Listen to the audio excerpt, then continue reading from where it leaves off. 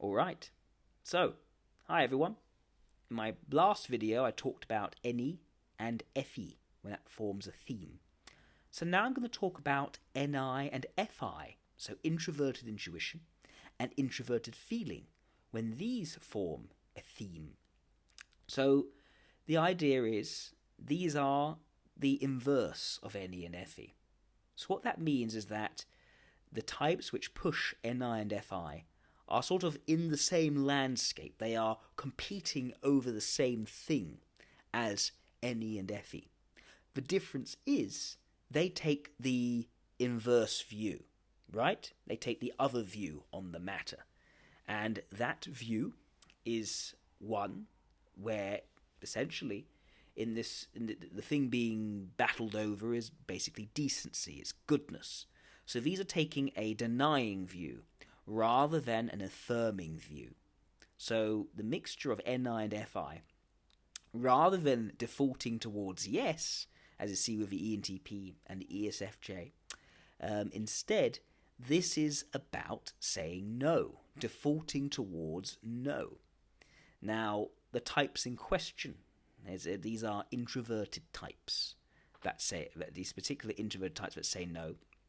In the Myers-Briggs world, you might look at them as sort of the INTJ and the ISFP, perhaps. Now, what I do is I switch around the P and J for introverts. The reason being that it doesn't make much sense when your qualities, first and foremost, should come from your dominant function. So really, I would say that what you call an INTJ with NI and TE and all the rest, that should actually be INTP, because NI is at the top and NI, introverted intuition, is perception, it's irrational. So therefore, the type actually should be an irrational type, a perceiving type, not a judging type.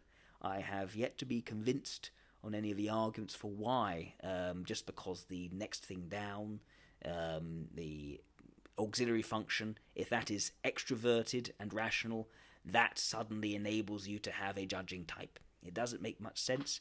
I think it extends from this over-reliance on extroverted being external, so suppose that's what you see, and therefore the introverted thing you don't see as much, so that's not so important. Well, first of all, I reject the premise that it's only the extroverted things that you really see.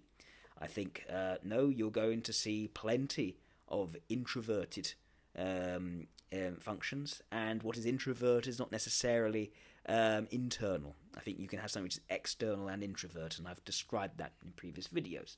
So I think the entire premise of why an INTJ is actually a J is not right.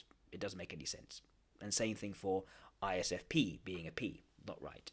FI is dominant, therefore it should be a rational or judging type. So in this series, I'm going to call it INTP and ISFJ, right? So the types which are pushing NI and FI are the INTP and ISFJ. So what does that mean? This default towards the no, to deny the decency. Because that's the idea. These are the types which are the most inclined to be suspicious towards new alternative propositions that are sent their way. These are not the types to just say, oh, wonderful, a new thing, we are going to celebrate this wonderful thing. No, they're going to think, hang on, what do I feel about this? How do I feel towards this? Is this right? Does it feel right? Is there something fishy about this? Where is this going to go? Is it going to be actually important? Is it actually going to be meaningful? Or even significant in my life or not? And usually what they do is, if they don't think it's going to be significant in their life and going to go somewhere, and it is fundamentally something which they feel right about, that they feel this is a good thing, they are going to lean towards saying no to it. It's going to be quite difficult to persuade them just to say yes to things. They are perfectly happy not taking new things on. They are perfectly happy limiting the range of possibilities available to them based on how they feel towards it. And they're perfectly happy not celebrating and expressing enthusiasm for things which they're not quite on board with yet. So these are the ones who are going to actually default to saying no rather than saying yes. If you get them to say yes to something, you've achieved something. You have really put something there which they are impressed by, because they're not going to do it otherwise. So that's a key thing to consider. And these are very inclined to be critical in their thinking, sorts of types. Critical in thinking, critical in their feeling, critical in their attitude towards things. They are not going to just accept it at face value. They're going to think, but what are the problems here? Is this really a good person that's approached me? Is this really a person with good intentions? How can I assume that? I need to look and I need to see.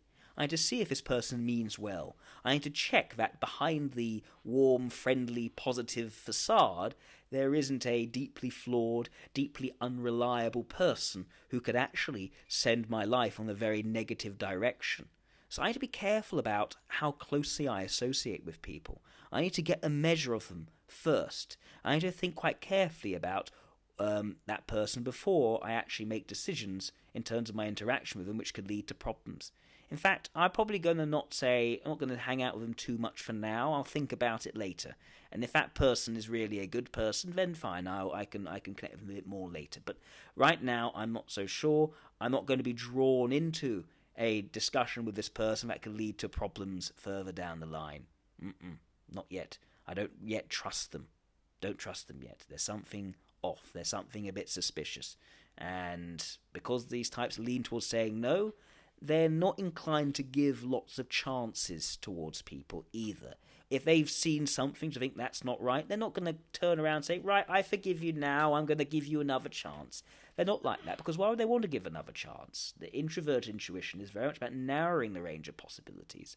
So that's just not important to them. They are about, is this person actually going to matter in my life? If so, yeah, I will foster a very close relationship. I'll be very loyal to them. I will defend them to the hilt. But otherwise, I'm not going to be flaky. I'm not going to say yes to something. I'm not going to say yes to something and then change my mind later. No, I'm going to say no until I really think this could actually be a yes. So that's the idea of NI and FI.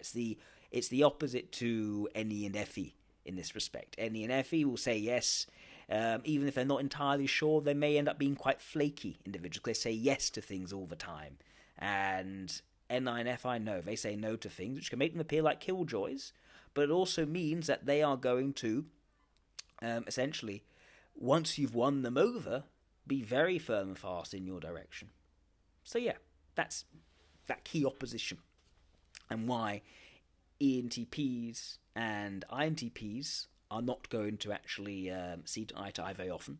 And similarly for ESFJs and ISFJs are not going to see eye to eye very often, because the cognitive functions are sort of at loggerheads in that kind of way. And in this particular area around yes versus no, optimism versus pessimism in this area. Okay, so yeah, that's NI and FI.